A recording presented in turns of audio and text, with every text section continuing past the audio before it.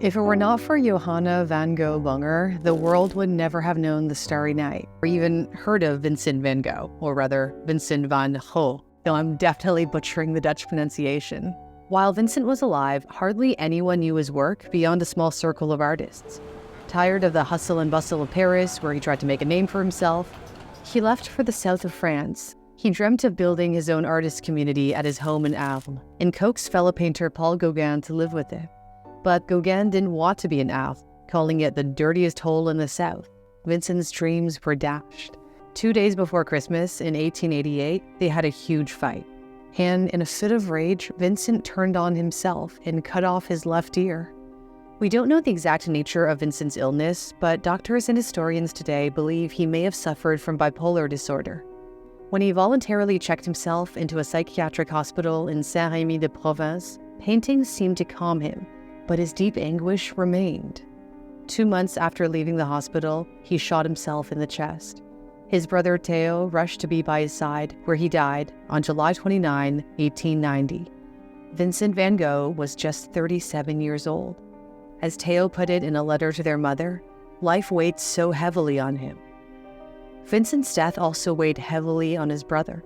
Theo's already weakened health deteriorated, and 6 months after Vincent took his own life, Theo died of the effects of syphilis. He was 33 years old. The medical file noted that the cause of Theo's decline was hereditary, chronic illness, excessive strain, and grief. Theo left behind a son who was not even one, and a devastated wife.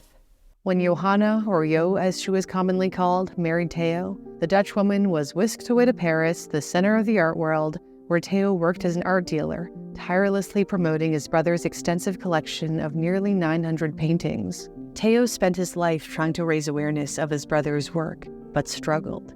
Van Gogh's post-impressionism style, characterized by loose brushwork, even bolder colors than impressionism, and great emotional depth, was in stark contrast to traditional art, which emphasized finely detailed brushwork, precise lines, and a polished finish. Despite the lack of enthusiasm for Vincent's art, Theo believed in his brother's genius, writing to Jo, "One day, he will be understood." After Theo's death, Jo made it her mission for the world to understand and appreciate Vincent van Gogh's art, declaring, "It is the only thing I can do in memory of my husband and for Vincent."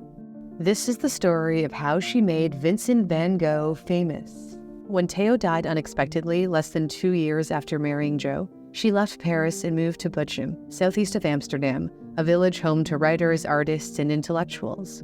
Because Theo didn't leave a will, half of Vincent's hundreds of works went to Jo, and the other half to her son Vincent, named after his uncle. Van Gogh dedicated Almond Blossom to his nephew. Jo looked after the boy's share for the time being since he wasn't of age. She converted her large home into a boarding house and stored many of Vincent's paintings that didn't fit on her walls in the attic. She then hatched a plan to achieve recognition for Vincent. As described in the book A Better Life by Hans Wholtone, Jo began knocking on doors like a traveling salesman.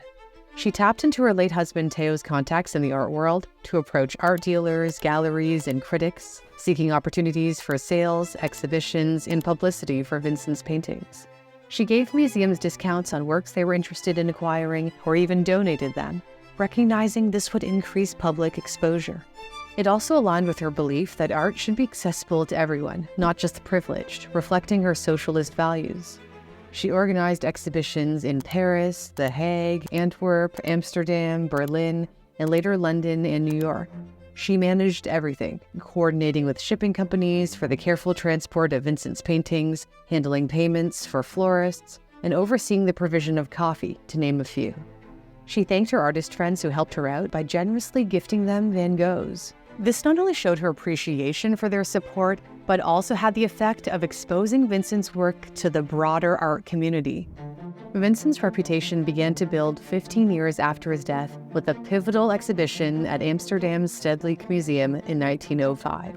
No known photos of the exhibition exist, so we used AI and a bit of our own editing to imagine what it looked like as 484 paintings and drawings were displayed, the largest Van Gogh exhibit ever.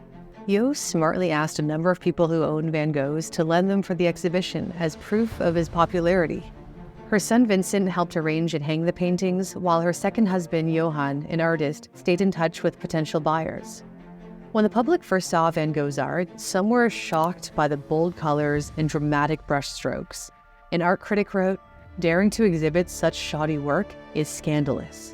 He suggested the Starry Night looked like donuts, whereas another critic took the opposite view, writing, "The work will grip you and never let you go." Love him or hate him, they talked about him, which drove up the price of Vincent's art. Gone were the days of selling a Van Gogh painting like the interior of a restaurant for only 180 francs, or the equivalent of around $35 based on the gold standard of the time. After the exhibition, a Parisian gallery purchased the painting The Bedroom, which depicts Van Gogh's own bedroom, for 3,000 Dutch guilders, or around $1,200 US, whereas 5 years before, Hughes turned down an offer for the same painting of only 500 guilders, or $200. She believed it was better to sell a few works for good prices than more works for low prices in order to preserve the value of the art. She also always made sure not to flood the market with Van Goghs, understanding that scarcity could increase their value.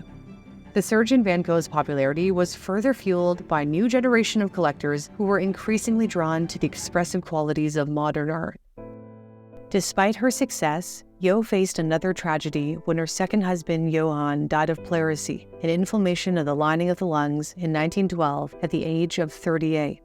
Hughes lamented, "Here I am, alone again, and the only thing that sustains me and gives me the courage to continue is the love for my dear son and the duty to look after the interests of Vincent's work." She buried herself deeper into her work, including publishing all of Vincent's letters, so that the public could get to know him as a human being, hoping it would foster a deeper appreciation for his art. She organized, edited, and arranged the 820 surviving letters sent by Vincent, 658 of which were to his best friend and most loyal supporter, Theo. The letters were all the more special because they contained sketches to give Theo an idea of what he was working on. Theo treasured and preserved his letters from Vincent. When they were published in 1914, first in Dutch, readers were struck by the intensity of Vincent's writing. Success is sometimes the outcome of a whole string of failures. Find things beautiful as much as you can. Most people find too little beautiful. The sight of the stars always makes me dream. Hughes often wept as she poured through the letters. She worked tirelessly to translate them into English, drawing on her earlier experience working as an English teacher and also her time spent living in New York during World War I. Even as Parkinson's disease caused her hands to tremble, she persisted in her translation work, eventually relying on others to dictate letters. She managed to translate 2/3 of the letters into English before she passed away peacefully in her sleep on September 2nd, 1925. As she neared the end of her life, she could see the fruits of her lifelong dedication. Vincent's art, once confined to an attic, now graced museums in Europe and the United States. Among them were masterpieces she had promised to hold on to forever, yet made the difficult decision to let them go. When she sold one of the beloved sunflower paintings to the National Gallery in London, she explained to the museum director, "It is a sacrifice for the sake of Vincent's glory." Reflecting on the dramatic change in the perception of Van Gogh's art, Hughes confided to an art critic, "It is so good, after so many years of public indifference, even hostility towards Vincent and his work, to feel towards the end of my life that the battle is won." Following Hughes' death, her son Vincent took over the Van Gogh collection and was dedicated to ensuring it would stay accessible for future generations. He helped establish the Vincent van Gogh Foundation, leading to the creation of the Van Gogh Museum in Amsterdam.